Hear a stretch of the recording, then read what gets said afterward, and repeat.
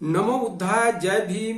नमस्कार, मेरा नाम रविंद्र कुमार है। आज बाबा साहब डॉक्टर अंबेडकर की लिखित पुस्तक लॉर्ड बुद्धा एंड हिज धम्मा यानी भगवान बुद्ध और उनका धम्म का 5वां एपिसोड में प्रस्तुत कर रहा हूं।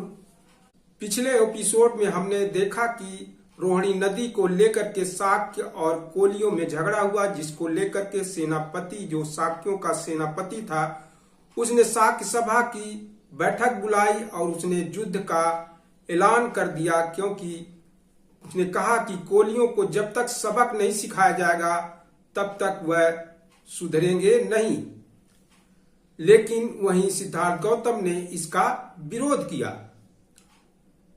उन्होंने कहा कि युद्ध के दुष्परिणाम काफी सबको भुगतने पड़ेंगे, इसलिए युद्ध न किया जा तो अच्छा है।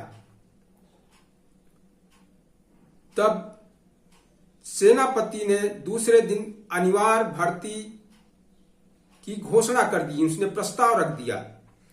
तो उस पर गौतम बुद्ध ने अनिवार्य सेना भर्ती होने में उन्होंने मना कर दिया। इसको लेकर के सेनापति भड़क गया और उसने कहा कि तुम सोचते हो कि कौशल नरेश के बिना मैं कोई सजा नहीं दे सकता, लेकिन इस पर तुम यह ना सोचो, मैं तुम्हारे माता पिता को समाज से बाहर किया जा सकता है और उनके खेत भी जब्त किए जा सकते हैं। इस पर सिद्धार्थ गौतम कुछ नरम हो गए और उन्होंने सोचा कि जो विरोधी हैं हमारे, वह युद्ध पर आमदा हैं, इसलिए उन्होंने शाक्य सभा में कहा कि जो गलती हुई है वह मुझसे हुई है, मेरे पिता माँ को सजा न दी जाए। उन्होंने खुद परिव्रज्या लेने को तैयार हो गए, क्योंकि अगर वह ऐसा न करते तो उनके माता पिता का भी सामाजिक बहिष्कार होता और उनके खेत भी शाक्य सभा द्वारा जब्त कर लिए जाते। इसलिए उन्होंने यह तय किया कि वह देश से बाहर चले जाएंगे। यह जो सब हुआ महासभा में, वह बड़ी तेजी के साथ राज्य में फैल गया। जब सिद्धार्थ गौतम घर पहुंचे तो देखा कि उनके माता पिता दुखी थे। सुद्धोधन ने कहा कि हम युद्ध के दुष्परिणामों की चर्चा किया करते थे, लेकिन मैं नहीं जानता था कि तुम इस सीमा तक चले जाओगे। सिद्धार्थ का उत्तर था, मैं भी नहीं सोचता था कि ऐसी स्थिति पहुंचेगी।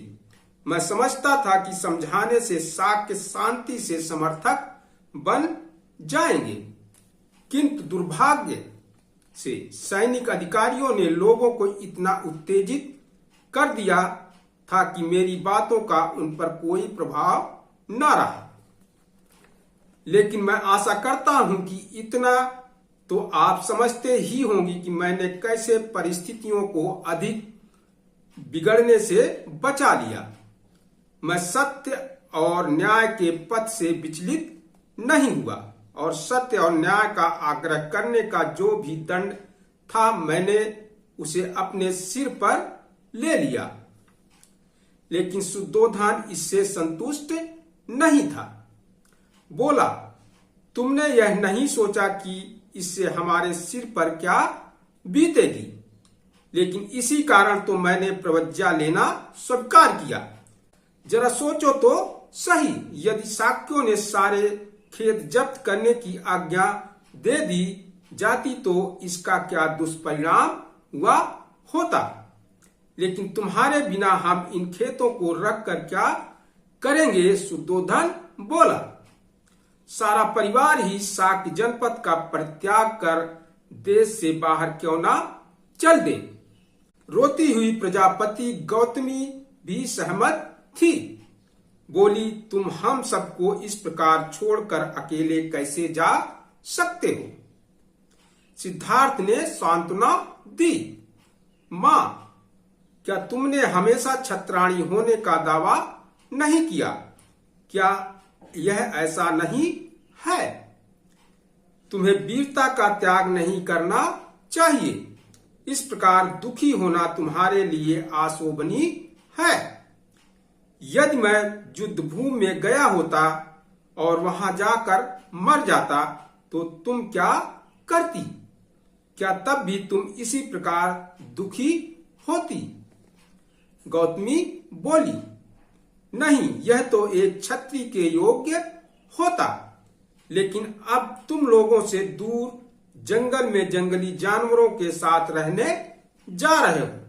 हम यहाँ शांत कैसे रह सकते हैं? मैं यही कहती हूँ कि तुम हमें भी साथ ले चलो। सिद्धार्थ ने प्रश्न किया, मैं तुम सबको कैसे साथ लेकर चल सकता हूँ? नंद केवल एक बच्चा है। मेरे पुत्र राहुल का अभी जन्म ही हुआ है। क्या तुम इन्हें छोड़कर मेरे साथ आ सकती हो? गौतम को संतोष न हुआ। उसका कहना था, हम सब शाक्यों का देश छोड़कर कौशल नरेश की अधीनता में रहने के लिए कौशल जनपद में जा सकते हैं। सिद्धार्थ ने आपत्ति की, लेकिन मां, शाक्य क्या कहेंगे? क्या वे इसे देशद्रोह समझेंगे? फिर मैंने वचन दिया है कि मैं वचन या कर्म से कोई ऐसी बात नहीं कहूंगा ना करूंगा कि जिससे कौशल नरेश को मेरी परिव्रजा का यथार्थ कारण ज्ञात हो सके। यह सही है कि मुझे अकेले जंगल में रहना होगा, लेकिन कोलियों के विरुद्ध लड़ाई में हिस्सा लेने और जंगल में रहने, इन दोनों में से अधिक श्रेयस्कर क्या है? इस बीच शुद्धोधन ने प्रश्न किया, लेकिन इतनी जल्दी किस लिए? शाक्य संघ ने अभी कुछ समय के लिए लड़ाई स्थगित कर दिया है। हो सकता है युद्ध कभी छिड़े ही नहीं। तुम अपनी प्रवज्ञा भी क्यों स्थगित नहीं करते? हो सकता है शाक्य संघ तुम्हें यहाँ बने रहने की अनुमति दे दे। सिद्धार्थ को यह विचार सर्वथा ना पसंद था, इसलिए उसने कहा, क्योंकि मैंने प्रवज्जित होने का वचन दिया है, इसलिए शाक्य संघ ने अभी कोलियों के विरुद्ध युद्ध छेड़ना स्थगित किया है। यह भी संभव है कि मेरे प्रवज्ञा ग्रहण कर लेने पर शाक्य संघ अपनी युद्ध की घोषणा को वापस ले ले, किंतु यह सब कुछ मेरे पहले प्रवज्ञा ले लेने पर ही निर्भर करता है। मैंने वचन दिया है और मुझे उसे अवश्य पूरा करना चाहिए। वचन भंग का बड़ा बुरा परिणाम हो सकता है, हमारे लिए भी और शांति पक्ष के लिए भी। मां, अब मेरे मार्ग में बाधक न बनो, मुझे आज्ञा दो और अपना आशीर्वाद। जो कुछ हो रहा है अच्छे के लिए ही हो रहा है। गौतमी और शुद्धोधन मूक थे। तब सिद्धार्थ यशोधरा के कमरे में पहुंचे। उसे देखकर सिद्धार्थ के मुंह से वचन नहीं निकला। वह नहीं जानता था कि क्या कहे और कैसे कहे। यशोधरा ने ही मौन भंग किया। बोली, कपिलवस्तु में शाक्य संघ की सभा में जो कुछ हुआ वह सब मैं सुन चुकी हूं। सिद्धार्थ ने पूछा, यशोधरा, मुझे बता कि तुम मेरा प्रवजित होने का निश्चय कैसा लगा? सिद्धार्थ समझता था शायद यशोधरा बेहोश हो जाएगी, किंतु ऐसा कुछ नहीं हुआ। अपनी भावनाओं को अच्छी तरह से अपने बस में रखकर उसने उत्तर दिया, यदि मैं ही तुम्हारी स्थिति में होती तो और दूसरा मैं कर ही क्या सकती थी।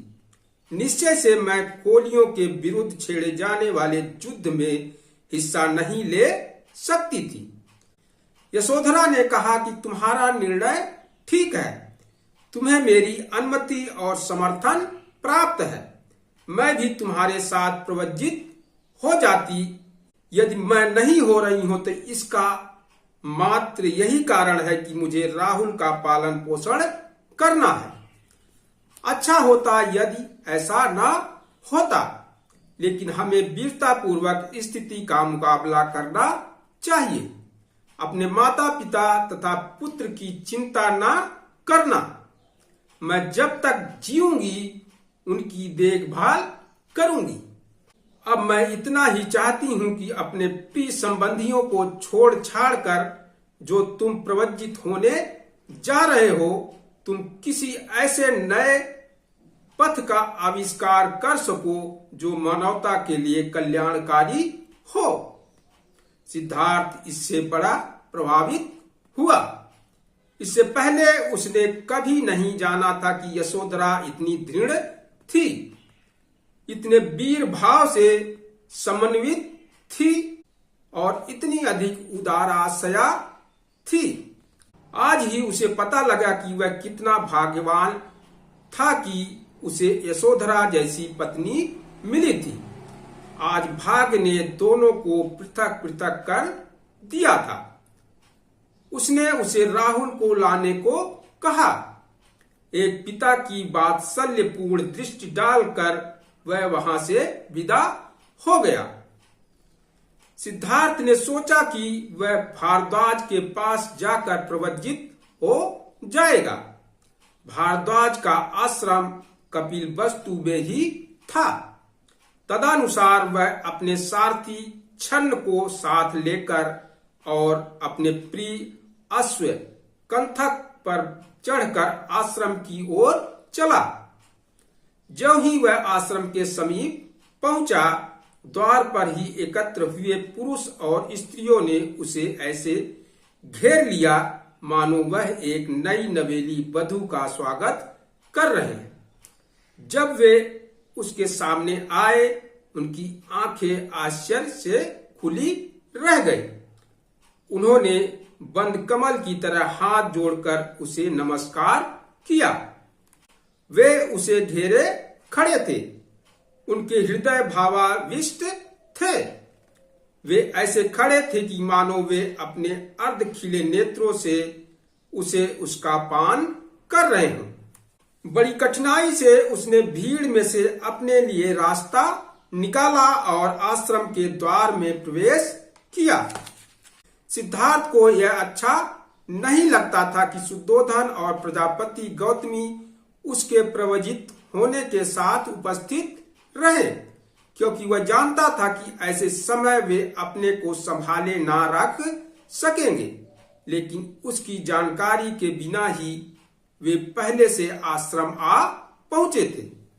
जो ही उसने आश्रम में प्रवेश किया, उसने देखा कि उपस्थित मंडली में उसके माता पिता भी हैं।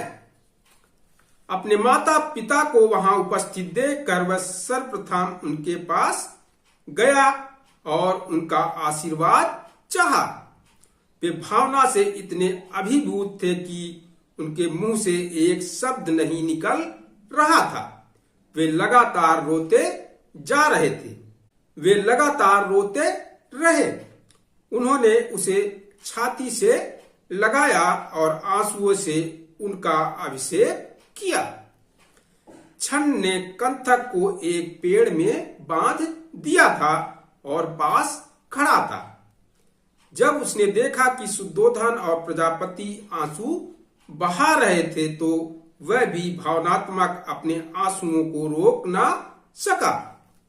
बड़ी कठिनाई से अपने माता पिता से पृथक हो सिद्धार्थ वहां गया जहां छन्न खड़ा था। उसने वापिस घर ले जाने के लिए उसे अपने वस्त्र और गहने कपड़े दे दिए। तब उसने अपना सिर मुड़वाया। ऐसा करना परिव्राजक के लिए आवश्यक था। उसका चचेरा भाई महानाम परिव्राजक के योग्य वस्त्र और भिक्षा पात्र लेकर आया था। सिद्धार्थ ने उन्हें पहन लिया। इस प्रकार परिव्राजक का जीवन व्यतीत करने के लिए पूरी तैयारी कर वह भरद्वाज के पास गया और वह उसे विधिवत प्रवज्जित कर दिया। अपने शिष्यों की सहायता से भारद्वाज ने आवश्यक संस्कार किए और सिद्धार्थ गौतम के परिव्राजक बनाने की घोषणा कर दी। यह याद करके उसने शाक्य संघ के सम्मुख दोहरी प्रतिज्ञा की थी, एक तो प्रवज्ञा लेने की और दूसरे अविलंब ही शाक्य जनपद की सीमा से बाहर हो जाने की। सिद्धार्थ गौतम ने प्रवज्ञा का संस्कार समाप्त होते ही अपनी यात्रा आरंभ कर दी। जो जनसमूह आश्रम में इकट्ठा हो गया था वह असामान्य था। सिद्धार्थ गौतम की प्रवज्ञा की परिस्थिति भी असामान्य ही थी। जब राजकुमार आश्रम से बाहर निकला, जनता भी उनके पीछे पीछे हो ली। उसने कपिल वस्तु से विदा ली और अनोमा नदी की ओर लोग बढ़ा। पीछे मुड़कर देखा तो जनता अभी भी पीछे पीछे चली आ रही थी।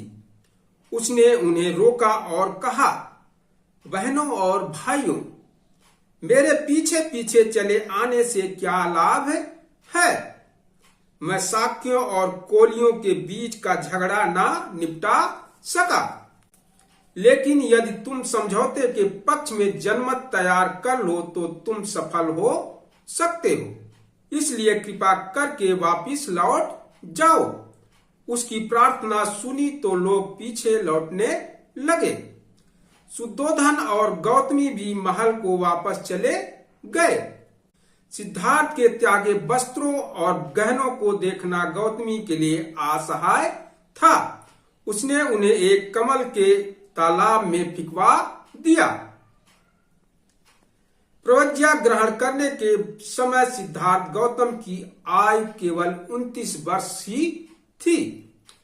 लोग उसे याद करते थे और यह कहकर प्रशंसा करते थे कि यह उच्च कुलोत्पन्न है, यह श्रेष्ठ माता पिता की संतान है, यह संपन्न है, यह तारुण्य के मध्य में है, यह सुंदर शरीर और बुद्धि से युक्त है, सुख भोग में पला है और वही अपने संबंधियों से इसलिए लड़ा कि पृथ्वी पर शांति बनी रहे और जनता का कल्याण हो।